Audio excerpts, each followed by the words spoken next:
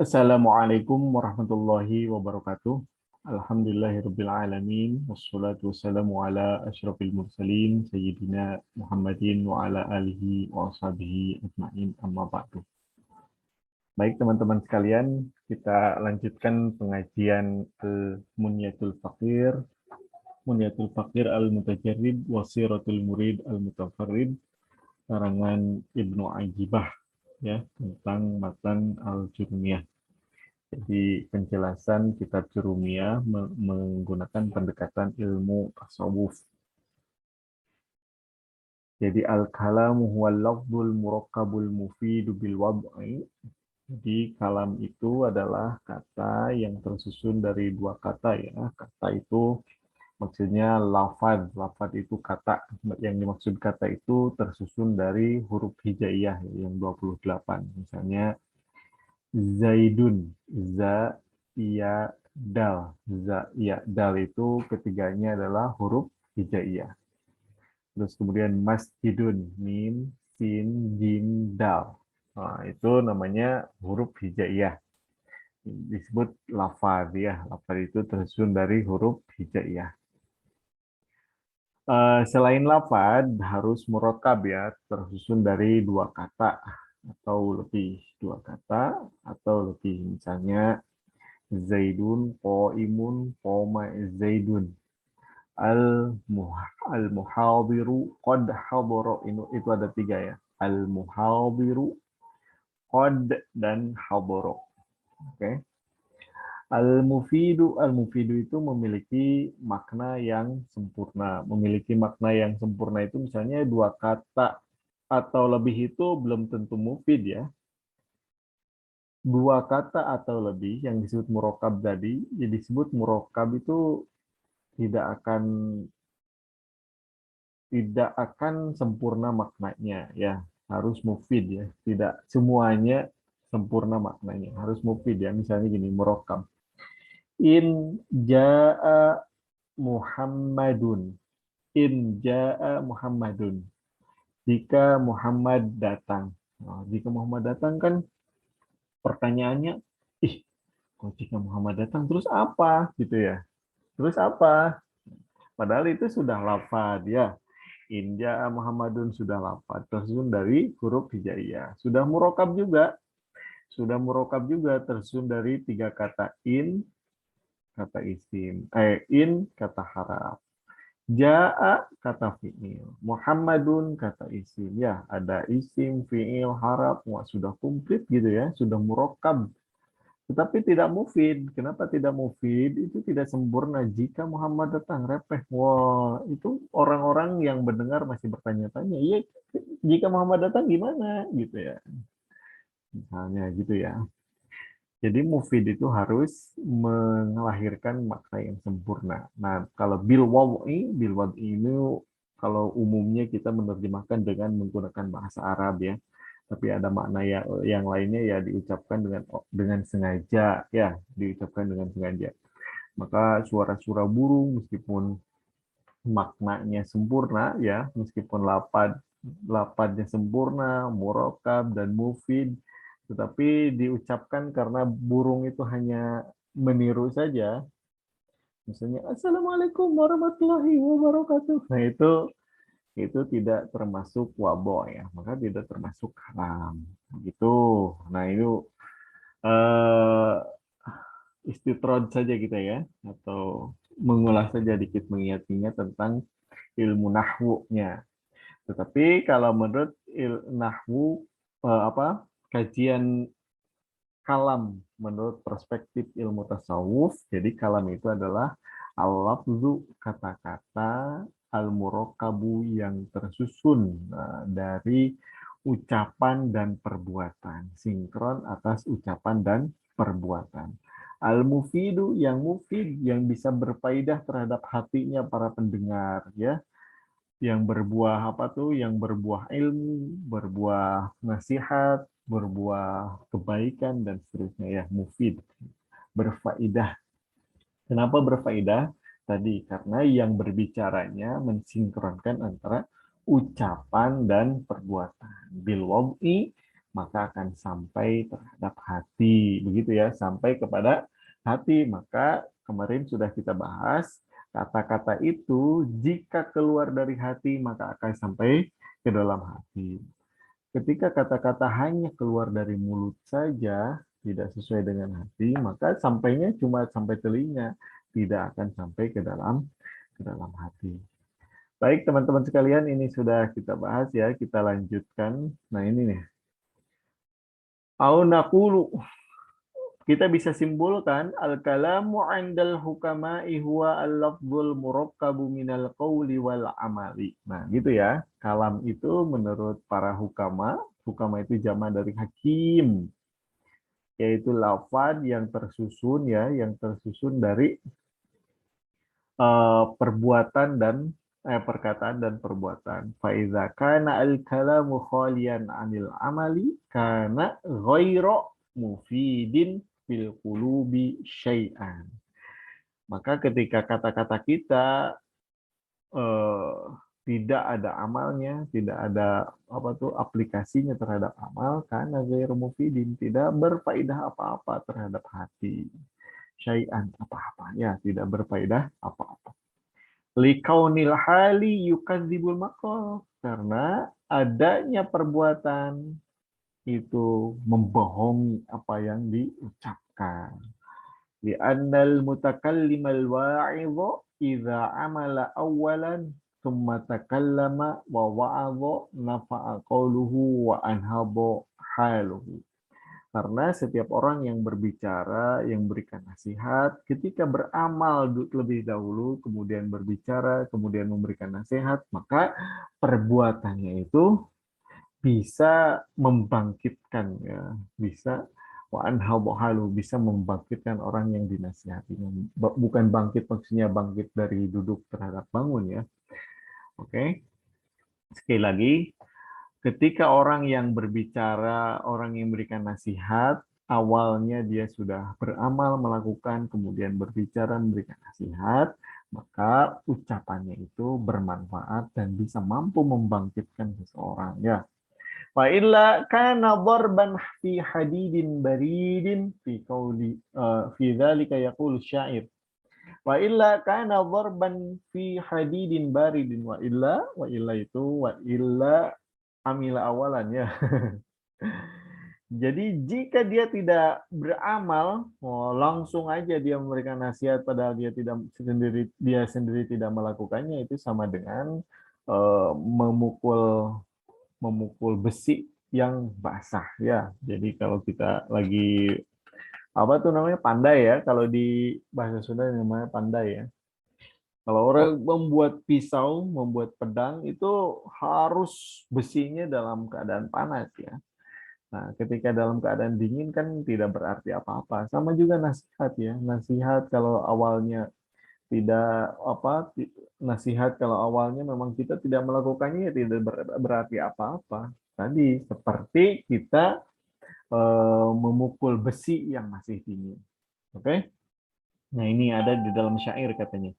Ya ayyuhar rajulul muallimu ghairahu halla li nafsika kana dzat ta'lim. Wahai laki-laki yang mengajarkan yang lainnya, halla li nafsika kana dzat ta'lim. Kenapa kamu tidak mengajarkan dirimu sendiri ya? Tasifud dawa'a li dzisiqami, bisa sikom bisa sakom ya. Wadid bona kaima yasihu bihi wa anta sakim. Oke. Engkau menjelaskan obat untuk orang yang sakit dan orang yang menderita ya, bona menderita. Kaima yasihu bihi wa anta sakim, supaya dia sehat tapi kau sendiri sakit. Oke. Engkau menjelaskan obat bagi orang yang kesakitan, orang yang menderita supaya dia sehat kembali sedangkan kau diri sakit. Wa naraka talqahu birrasyadi uqulana nushan wa anta minar rasyadi alimun. Dan kami juga melihat engkau talqahu. Talqahu itu kalau di dunia medis itu nyuntik ya, suntik vaksin. Jadi kalau ada yang bertanya bahasa Arabnya vaksin itu likoh, likoh, likoh itu vaksin ya. Jadi engkau memberikan vaksin, vaksin mengobati seseorang dengan memberikan petunjuk ya, memberikan nasihat, sedangkan engkau sendiri berada dalam kesesatan, gitu ya. Talqoh itu tadi apa? Memberikan vaksin. Jadi kita berupaya untuk mengobati orang lain, menasehati orang lain, menunjukkan orang lain ke jalan yang benar, sedangkan kita juga dalam keadaan sesat. Minar rosyadi adimun. Oh, kita dalam keadaan sesat.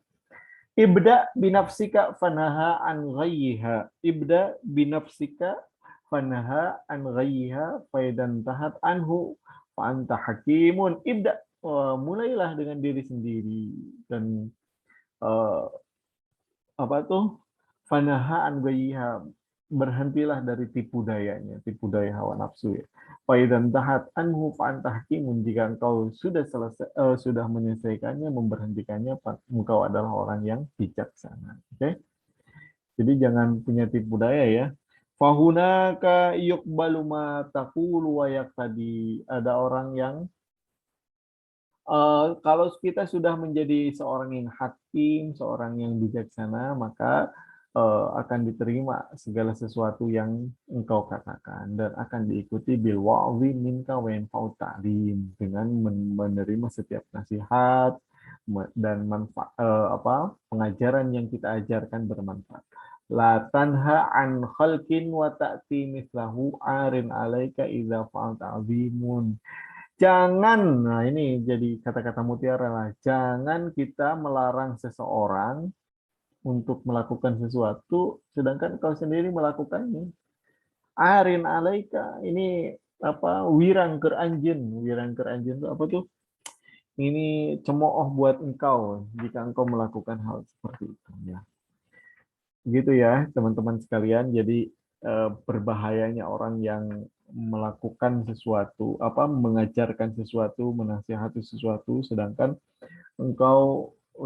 kita semua tidak melakukannya, begitu ya. Itu tidak akan sampai apa-apa kepada seseorang. Itu seperti memukul atau menempa besi yang masih dingin. Itu seperti orang yang mengobati ya, mengobati yang sakit, mengobati yang menderita supaya sehat, sedangkan dia sendiri sakit. Gitu ya. Kita memberikan nasihat, kita memberikan pengajaran, kita memberikan petunjuk kepada seseorang, sedangkan kita sendiri ada dalam kesesatan. Maka pada saat itu kita harus berhenti dulu, perbaiki diri ya, perbaiki diri, hati-hati dengan tipu daya hawa nafsu. Maka ketika semuanya sudah selesai, maka kita akan menjadi orang yang bijaksana. Nah, kalau kita sudah menjadi orang hakim, orang yang bijaksana, maka setiap apa yang kita katakan, setiap apa yang kita nasihati akan diterima, ya, akan diterima, akan diikuti dengan nasihat dan pembelajaran akan bermanfaat, akan membuahkan hasil. Oke? Ditutup dengan la tanha an khalqin wa ta'ti mithlahu arin alaika idza fa'alta azimun. Eh, engkau jangan melarang seseorang untuk melakukan sesuatu sedangkan engkau melakukannya. Arin alaika, ini kecacatan buat kamu. Ini cacat buat kamu. Idza fa'alta azimun. Oh, ini kecacatan yang besar buat kamu. Ya. Wa in syi'ta qulta, jika engkau berkehendak qulta, maka kau katakan al-kalamul ladzi ya'udu bin naf'i ala sahibihi wa huwa al-lafdzul murakkabu minal qalbi wal lisani. Kalam yang kembali terhadap kemanfaatan bagi yang mengucapkannya, yaitu lafaz yang tersusun minal qalbi wal lisani, antara hati dan lisan. Al-mufidu biwadhihi fil qalbi tanwiran au tarqiyatan wa syuhudan, yang memberikan faedah karena sampai biwadhihi ya, sampai terhadap hati, tanwiran, memberikan cahaya petunjuk. Itu ilmu itu kan cahaya ya. Ilmu itu adalah cahaya. Autar kiatan syuhudan, peningkatan kualitas diri wa syuhudan. Kita syuhudan. Syuhudan ini sangat populer ya terutama di dunia Ahlussunnah wal Jamaah ya. Syuhudan sedikit ya, kita bahas syuhudan. Jadi sebenarnya saya termasuk orang yang kurang setuju dengan konsepnya Ibnu Arabi tentang wahdatul wujud ya, wahdatul wujud. Kenapa wahdatul wujud itu misalnya secara kasarnya ya, kesatuan Tuhan dengan alam semesta ini ya. Ini sangat sulit karena bertentangan dengan ilmu teologi kita ya, ilmu akidah, terutama akidah Ahlus Sunnah wal Jamaah. Ini boleh berbeda, ini hanya gagasan saya saja ya. Jadi saya lebih setuju daripada wahdatul wujud, saya lebih setuju dengan istilah wahdatus syuhud. Wahdatus syuhud ini diprakarsai oleh Al-Imam Al-Ghazali. Jadi wahdatus syuhud itu kesatuan penyaksian kita ya. Kita menyaksikan gunung yang menjulang tinggi, seolah-olah kita menyaksikan kekuasaan Allah Subhanahu wa taala. Kita melihat keindahan alam semesta ini, ya kita melihat Allah yang Maha Indah. Kita melihat lautan yang terhampar luas gitu ya, kita langsung berpikir tentang kemahabesaran Allah Subhanahu wa taala. Apalagi kalau kita mengingat-ingat misalnya surat Al-Kahfi, jika kita lautan ini midadal li kalimati rabbi lanafidal bahru qabla an tanfada kalimatu rabbi walau ji'na bimithlihi madada. Kita melihat lautan itu dijadikan tinta, dijadikan tinta untuk menuliskan kalimat-kalimat kebesaran Allah Subhanahu wa taala.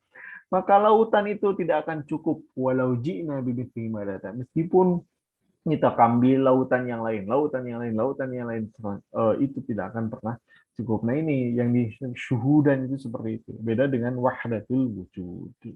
Wahdatul wujud. Jadi kalau Ahlus Sunnah wal Jamaah, terutama Al-Imam Al-Ghazali, itu istilahnya adalah wahdatul syuhud. Wahdatul syuhud. Gitu ya. Wahdatul syuhud.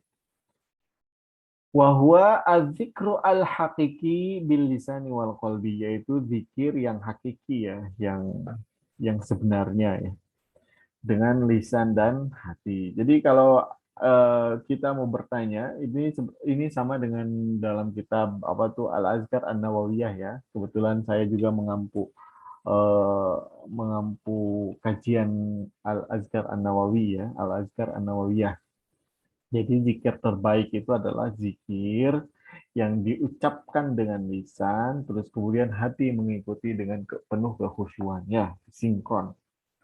Jadi bagus mana zikir yang di dalam hati saja dengan zikir yang diucapkan ya untuk kita ya. Untuk kita itu yang terbaik itu adalah mulut ikut berzikir sehingga dikira-kirakan mulut kita itu ketika berbaca kalimat-kalimat zikir itu didengarkan oleh hati, didengarkan oleh hati. Itu zikir yang paling terbaik ya. Zikir yang terbaik itu didengarkan oleh telinga maksudnya. Jadi ketika misalnya ilaha illallah, itu kata Imam Nawawi disunahkan juga pelan-pelan itu supaya kita meresapi makna-makna yang terkandung di dalam la ilaha illallah sambil didengarkan oleh telinga, diresapi oleh hati ya. La ilaha illallah disunahkan untuk pelan dan disunahkan juga untuk panjang juga. La ilaha illallah. Kalau di dunia tarekat ada juga metode di apa di gerak-gerakan kepala itu supaya ya lebih melatih terhadap hati ya. Intinya hatinya ditempa terus ya. Ditempa terus. Jadi zikir yang paling bagus itu adalah zikir antara lisan dan hati.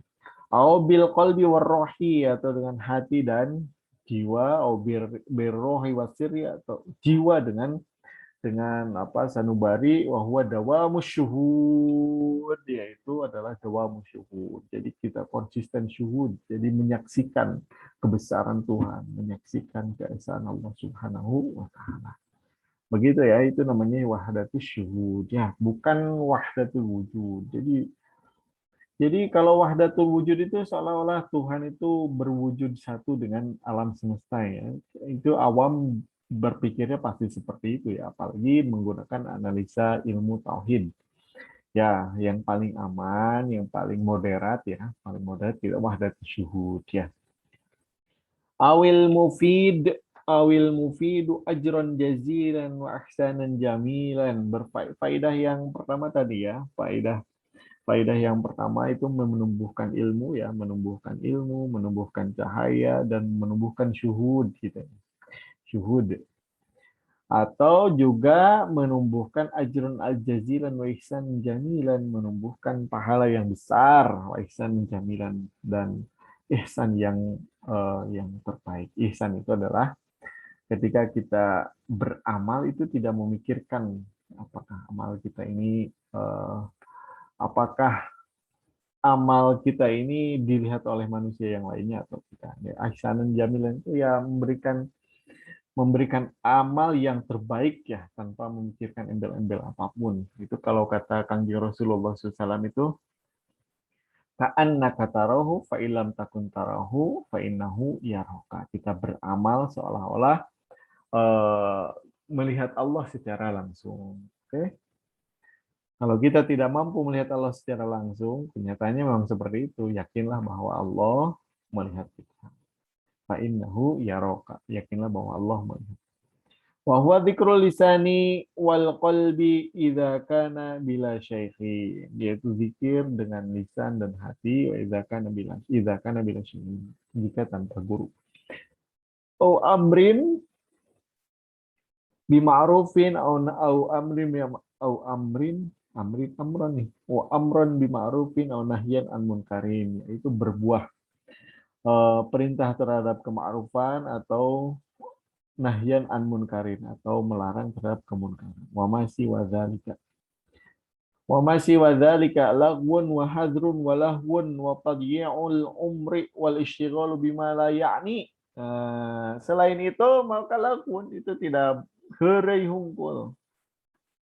Heureuy hungkul teu ayana naon tadyi'ul umur menyanyiakan usia wal istighalu dan kita sibuk dengan sesuatu yang tidak bermanfaat. Gitu ya. Kalau misalnya kata-kata tidak sesuai dengan kondisi hati, kata-kata kita tidak sinkron dengan hati kita, maka eh, maka hal itu hanya eh, tipu daya belaka ya. Maka hal itu hanya kita bermain-main saja, menyia-nyiakan usia saja. Walisyghalu bima la ya'ni dan kita sibuk dengan sesuatu yang tidak bermanfaat, tidak ada maknanya sama sekali. Allah SWT berfirman, La khaira fi kathirin min najwahum illa man amara bisadaqatin au ma'rufin au islahin bainan nasi. Tidak ada kebaikan dari banyaknya bisik-bisikan mereka illa man amara bisadaqatin, kecuali orang yang merintah terhadap sedekah atau ma'ruf ya, berlaku hal yang baik atau islahin bainan nas itu atau perdamaian antara manusia gitu ya. Ini harus jadi patokan ya, kita lagi ceramah ya. Kita lagi ceramah ya, setidaknya patokannya ini tiga ini ya, perintah sedekah, perintah berbuat kebajikan, dan untuk memberikan kemaslahatan perdamaian di antara manusia. Jadi orang yang pidato ceramah keluar dari rel ini sebenarnya eh, sebenarnya bertentangan dengan ayat ini ya. Nah, tidak, orang yang ceramah itu tidak boleh malah menimbulkan permusuhan. Bainan nasi, antara sesama manusia, bukan sesama agama ya, antara sesama umat manusia. Jadi eh, kita lagi ceramah, kita lagi memberikan nasihat, itu tidak boleh sampai menimbulkan perpecahan, oke? Perbedaan itu adalah sunatullah di Indonesia. Perbedaan itu sangat boleh sekali. Yang tidak boleh adalah perpecahan. Ini gunanya pendakwah ya. Tugas dari pendakwah itu harus ada islahin bainan. Harus ada menunjukkan kemaslahatan antara sesama manusia, perdamaian dengan sesama manusia. Habis ceramah, orang-orang jadi timbul hawa nafsunya, ingin memerangi dengan manusia yang lainnya. Itu bukan ceramah, itu provokasi saja. Setelah turun dari ceramah jadi membenci umat beragama lainnya, itu bukan ceramah. Setelah ceramah itu jadi membenci umat agama yang lainnya, umat golongan yang berbeda dengan dia, itu bukan ceramah. Itu hanya provokasi, ya. Ceramah yang benar adalah isinya adalah sedekah. Isinya tentang sedekah, isinya tentang kema'rufan, ya, kema'rufan itu kebaikan, kebajikan, dan islahin bainan nas, kemaslahatan antara sesama manusia. Wa qala alaihi salatu wasalam, min husni islamil mar'i tarkuhu ma la yu'nihi. Jadi di antara kebaikan Islamnya seseorang adalah dia meninggalkan segala sesuatu yang tidak bermanfaat baginya. Kalau tidak bermanfaat, tinggalkan. Fal kalamu kulluhu alaika laka illa dzikrullahi wa ma walahu. Oke. Nah, ini. Fal kalamu kulluhu laka illa dzikrullahi wa ma walahu. Oke. Sekali lagi ini teksnya nih. Nah, ini terakhir ya. Fal kalamu kulluhu alaika lalaka. Kalam itu semuanya itu menjadi kewajiban engkau. Lalaka, bukan manfaat untuk engkau.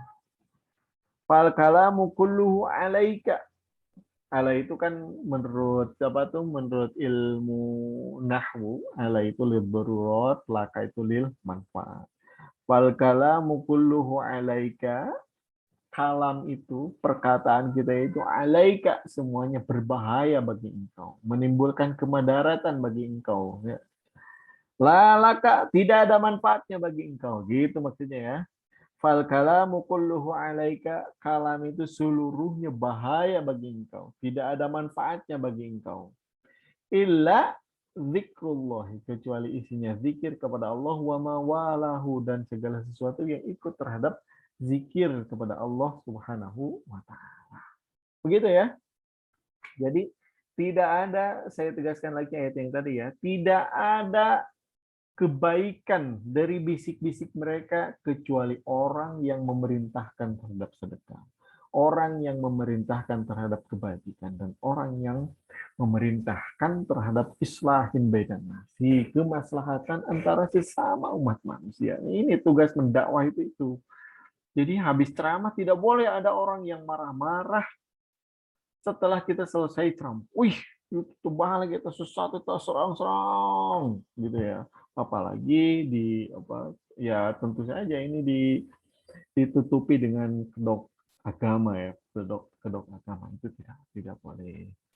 Ya, saya tutup kajian hari ini. Wassalamualaikum warahmatullahi wabarakatuh.